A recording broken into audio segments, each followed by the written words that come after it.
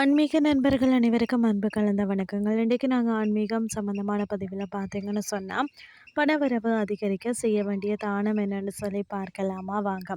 நாம் ஒவ்வொருவரும் பணத்தை தேடி தேடி அலைந்து கொண்டிருக்கிறோம். அப்படி கஷ்டப்பட்டு தேடி அலைந்து சம்பாதித்த பணம் நம்மிடமே இருக்கணும். நம்மளுடைய கடின உழைப்பிற்கு ஏற்ற பணவரவு உண்டாகணும். தெரிந்தோ தெரியாமலோ பிறரிடம் நாம் கொடுத்த பணத்தை திரும்ப பெறவும் மகாலட்சுமியின் அருள் என்பது வேண்டுமென்னு தான் சொல்லணும். மகாலட்சுமியின் அருள் மட்டும் பத்தாதுங்க. சுக்கிர பகவானின் அருளும் அதே சமயம் குரு பகவானின் அருளும் வேண்டும். இந்த 2 கிரகங்களின் அருள் இருந்தால் தான் பணத்திற்கு பஞ்சம் என்பது இருக்காது. அப்படி இந்த 2 கிரகங்களின் அருளை பெறுவதற்கு செய்ய வேண்டிய தானத்தை பற்றி பார்க்கலாமா வாங்க. அதாவது பார்த்தீங்கன்னா, பெருஞ்செல்வத்திற்கு அதிபதியாக திகழக்கூடியவர்னு சொன்னா குரு பகவான் என்று எல்லாருக்குமே தெரியும். அப்படிப்பட்ட குரு பகவானின் அருள் இருந்தால்தான் கோடிக்கணக்கில் செல்வத்தை நம்மளால பெற முடியும். அதே போல அன்றாட தேவைகளை பூர்த்தி செய்வதற்குரிய பணவரவை அருளக்கூடிய கிரகமாக தான் சுக்கிர பகவான் இருக்கிறார். மேலும் பார்த்தீங்க அப்படின்னு சொன்னால் சுக்கிர பகவானின் அருள் இருந்தால்தான் ஆடம்பரமான மகிழ்ச்சியான வாழ்க்கையை வாழ முடியும்.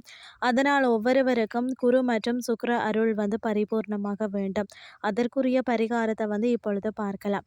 குரு பகவான் என்றாலே அவருக்குரிய கிழமையாக வியாழக்கிழமை இருக்கிறது. வியாழக்கிழமையில குரு பகவானை வழிபாடு செய்யும் பொழுதுதான் குருவின் அருள் பரிபூர்ணமாக கிடைக்கும்.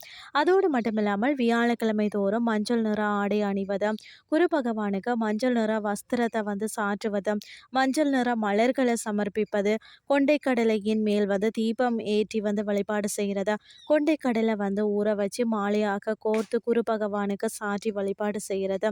இது போன்றவை செய்தோம்னு சொன்னா குருவின் அருளை பெற முடியும். இதோடு கருப்பு கொண்டை கடலையை முதல் நாள் இரவேலேயே ஊற வச்சுட்டு மறுநாள் காலையில அதை வேக வைத்து சுண்டலாக தயார் செய்து அருகில் இருக்கக்கூடிய ஆலயத்திற்கு வரும் பக்தர்களுக்கு தானமாக கொடுத்தோம்னு சொன்னாலும் குருவின் அருளை பெற முடியும். வியாழக்கிழமை மட்டும்தான் தானம் கொடுக்கிறது மட்டுமில்லாமல் வெள்ளிக்கிழமை அன்றும் சுக்கிர பகவானுக்குரிய வெள்ளை மொச்சை சுண்டலாக தயார் செய்து அதையும் கோவிலுக்கு வரக்கூடிய பக்தர்களுக்கு தானமாக கொடுக்கணும். இப்படி பார்த்தீங்கன்னா தொடர்ச்சியாக வியாழக்கிழமை வெள்ளிக்கிழமையில சுண்டலை தானம் செய்தீங்கன்னு சொன்னால் குரு மற்றது சுக்கிர அருள் உங்களுக்கு பரிபூர்ணமாக உங்களுக்கு கிடைச்சிடும். இந்த தானத்தை வாரம் செய்வது சிறப்பு. வாரம் செய்ய முடியலைன்னு சொன்னால் 2 வாரங்களுக்கு ஒரு முறையாவது அல்லது மாதத்திற்கு ஒரு முறையாவது தொடர்ச்சியாக செய்தீங்கன்னு சொன்னால் தடைப்பட்டு இருக்கக்கூடிய பணவரவு தாராளமாக நம்மளுடைய கை சேரும். நினைத்து பார்க்க முடியாத அளவிற்கு செல்வ வளம் உயரும்.